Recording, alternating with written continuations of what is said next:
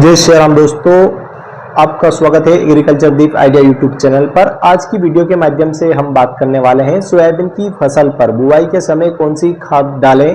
एक अच्छी पैदावार के लिए यदि हम सही तरीके से न्यूट्रिशन की पूर्ति करेंगे तो उसका फायदा भी हमें बहुत अच्छा मिलने वाला है। फसल की क्रॉप बढ़वार के लिए 17 पोषक तत्वों की आवश्यकता पड़ती है, लेकिन जब सोयाबीन की बात आती है तो उसमें सबसे ज्यादा जरूरत पड़ती है एनपीके, नाइट्रोजन, फास्फोरस, पोटेशियम। लेकिन एक जो सेकेंडरी माइक्रोन्यूट्रिएंट होता है, द्वितीय पोषक तत्व सल्फर, क्योंकि तिलहनी फसलों पर उसकी आवश्यकता नाइट्रोजन, फास्फोरस, पोटेशियम की पड़ती है। उसका जो रेशो है एनपीके एस का, यदि हम हेक्टेयर की बात करें तो नाइट्रोजन 20 किलोग्राम, फास्फोरस 40 किलोग्राम और पोटेशियम 40 किलोग्राम और सल्फर लगभग 30 से 35 किलोग्राम सल्फर की आवश्यकता पड़ती है। एक एकड़ की बात करें तो 1 एकड़ सोयाबीन की फसल में 8 किलोग्राम नाइट्रोजन, 16 किलोग्राम फास्फोरस और 16 किलोग्राम पोटास और 12 किलोग्राम सल्फर की आवश्यकता पड़ती है। ये जो न्यूट्रिशन है बुआई के समय यदि खाद की बात करें तो कौन सी खाद में कौन से तत्व पाए जाते हैं। देखिए, 8 किलोग्राम नाइट्रोजन की बात करें तो यूरिया आपको 18 से 20 किलोग्राम लेना पड़ेगा, जिसमें 8 किलोग्राम नाइट्रोजन की पूर्ति हो जाएगी।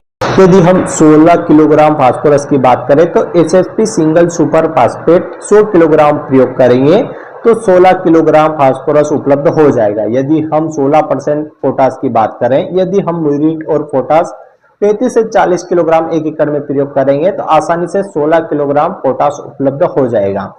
यदि हम सल्फर की बात करें तो 1 एकड़ में 12 किलोग्राम सल्फर की आवश्यकता पड़ती है, तो सल्फर एसएसपी में भी उपलब्ध हो जाता है। यदि आप एसएसपी 100 किलोग्राम प्रयोग करते हैं तो 12 किलोग्राम या इससे भी ज्यादा आपको सल्फर मिल जाता है। इस प्रकार आप कॉम्बिनेशन बना सकते हैं। अब बात आती है सोयाबीन की फसल पर बुआई के समय कौन सी खाद डालें। अभी हमने समझा कितने % नाइट्रोजन, फास्फोरस, पोटास, सल्फर की आवश्यकता पड़ती है, लेकिन अब बात करते हैं कि आप एसएसपी वाला कॉम्बिनेशन लेते हैं तो कौन कौन सी खाद आपको लेना है। यदि आप डीएपी वाली खाद का कॉम्बिनेशन लेते हैं तो आपको कौन कौन सी खादों को मिलाना है, या फिर आप एनपीके 12, 32, 16 वाली खाद ले रहे हैं तो कौन कौन सी खादों का प्रयोग करना चाहिए। क्योंकि ये जानकारी इसलिए बता रहा हूँ क्योंकि बहुत सारे किसान बोलते हैं कि हमारे पास तो एसएसपी उपलब्ध नहीं है, डीएपी है। कुछ बोलते हैं कि हमारे पास एसएसपी डीएपी दोनों उपलब्ध नहीं है, तो कुछ बोलते हैं कि हमारे पास 12, 32, 16 है। तो कुछ किसान बोलते हैं कि हमारे पास तीनों उपलब्ध है, तीनों में सबसे बेस्ट कौन सा है। तो इन तीनों के बारे में हम समझ लेते हैं। तो हमने आपको रेशो बताएंगे, यह रेशो सोयाबीन की फसल पर जरूरी पोषक तत्व। यदि आप एसएसपी वाला कॉम्बिनेशन प्रयोग करने वाले हैं तो एसएसपी में सिंगल सुपर फास्फेट आपको 1 एकड़ में 100 किलोग्राम लेना है। एमओपी, म्यूरेट और पोटास 40 किलोग्राम। यूरिया बुआई के समय जी हाँ 15 से 20 किलोग्राम और गोबर की खाद 2 ट्राली, रिजेंट जीआर 5 किलोग्राम। इन तीनों कॉम्बिनेशन को गोबर के साथ यानी रिजेंट जीआर या फिर कार्टाप हाइड्रोक्लाइड इसका प्रयोग कर लेने से आपके एरिया में दीमक की समस्या आती है, जड़ गलन से भी काफ़ी अच्छा कंट्रोल देखने के लिए मिलेगा। गोबर की खाद और रिजेंट जीआर सभी कॉम्बिनेशन में सेम रहेगा। तो ये कॉम्बिनेशन प्रति एकड़ की दर से प्रयोग करना है। इसमें नाइट्रोजन भी है, फास्फोरस भी है, पोटास भी है, सल्फर भी है।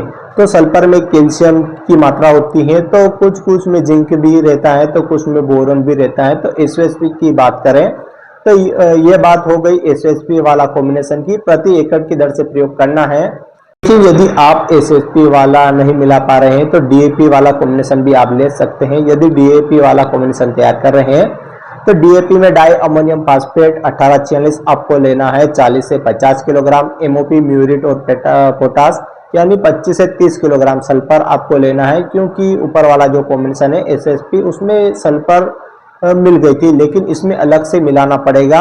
तो इसमें मेट्यूनो सल्फर आपको 10 से 12 किलोग्राम, 1 एकड़ में जीआर 5 किलोग्राम, रिजेंट मिला करके आपको प्रयोग करना। एनपीके 12, 32, 16 वाला कॉम्बिनेशन तैयार कर रहे हैं तो एनपीके 12, 32, 16 में 60 किलोग्राम से लेकर 70 किलोग्राम 1 एकड़ में प्रयोग करना है। सल्फर आपको 10 से 12 किलोग्राम।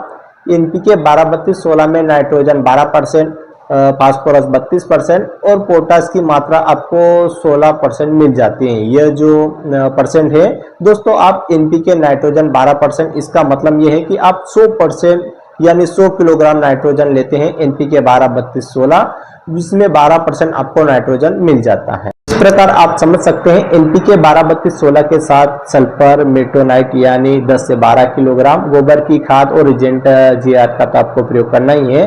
तो इन 3 कॉम्बिनेशन के बारे में हमने बात करी। इससे सबसे बेस्ट कॉम्बिनेशन के बारे में यदि हम जाने जो सबसे सस्ता भी हो, सबसे अच्छा भी हो, तो नंबर 1 पर जो कॉम्बिनेशन है एसएसपी वाला, क्योंकि यह काफ़ी अच्छे पोषक तत्व इसमें सस्ते भी हैं और मौजूद आसानी से हो जाते हैं। तो 1 एकड़ में 2000 से 2200 रुपये के समथिंग खर्च आता है। डीएपी वाला भी बेस्ट है, लेकिन एसएसपी वाला ज़्यादा प्रिपेयर करेंगे। उसके बाद डीएपी वाला। इसी प्रकार यदि आप पोषक तत्वों की पूर्ति करना चाहते हैं, अलग अलग कॉम्बिनेशन बता दी है, जो आपको बेस्ट लगे उसका प्रयोग आप कर सकते हैं। सोयाबीन की फसल पर नाइट्रोजन, फास्फोरस, पोटेशियम, सल्फर बुआई के समय यदि आप प्रयोग करेंगे तो एक तो जो चीज़ है बुआई के समय यदि आप सीडल विधि से बुआई कर रहे हैं तो आप उसमें खाद का प्रयोग नहीं करें, नहीं तो आपके अंकुरण में समस्या आ सकती है 100%। के अलावा आप एक काम और कर सकते हैं। आप सोयाबीन की खेती कर रहे हैं तो पूरे खेत में आप राइबोकास कर दीजिए, यानी एसएसपी वाला पाउडर फॉर्म वाली खाद आपको लेना है, पूरे खेत में बिखेर दीजिए। यदि आप बेड विधि से सोयाबीन की खेती कर रहे हैं तो इसके लिए आप एक काम कर सकते हैं, बेड के ऊपर के भागों में आप इन खादों को डाल करके आप ठीक तरीके से खेत की तैयारी कर दीजिए। फिर शाम के टाइम या सुबह आप बुआई कर सकते हैं। इसके लिए आप बीजों के साथ यानी खादों का प्रयोग ना करें, इससे गलन की समस्या आ सकती है। और एक अच्छी बढ़वार के लिए, अच्छे अंकुरण के लिए आप सीड का ट्रीटमेंट जरूर करें, यानी उनका टेस्ट जरूर करें। जो जूट की बोरी होती है उसमें 100 बीजों को रख दीजिए, जिससे आपको पता चल सके कि कितने % जर्मिनेट हो रहे हैं। अगर आप बुआई के समय पोषक तत्वों का प्रयोग करेंगे, नाइट्रोजन बढ़वार में काफ़ी अच्छी मदद करता है, फास्फोरस जड़ों में मदद करता है, और पोटास की बात करें तो फलियों में अच्छे से विकास करेगी, यानी सल्फर तो पोटास की मात्रा को बढ़ाने में, तेल की मात्रा को बढ़ाने में, क्लोरोफिल पोटास को इंक्रीज करने में काफ़ी ज़्यादा हेल्प करता है। पोषक तत्वों की पूर्ति वैसे भी सोयाबीन की एक ऐसी फसल है, आपको बता दें कि ऑटोमेटिक हमारी इन्वायरमेंट, हमारी सोइल में, मिट्टी में ऑटोमेटिक यानी नाइट्रोजन ग्रहण कर लेती हैं, क्योंकि इसकी जड़ों में राइजोबियम की गांठें होती हैं और ऑटोमेटिक नाइट्रोजन को ग्रहण कर लेती हैं, यानी अपटेक कर लेती हैं। और ज़्यादा ऊपर से यदि हम नाइट्रोजन का प्रयोग करेंगे तो इससे हमारा जो पैदावार का रिजल्ट है वो आपको अच्छा नहीं मिलने वाला है।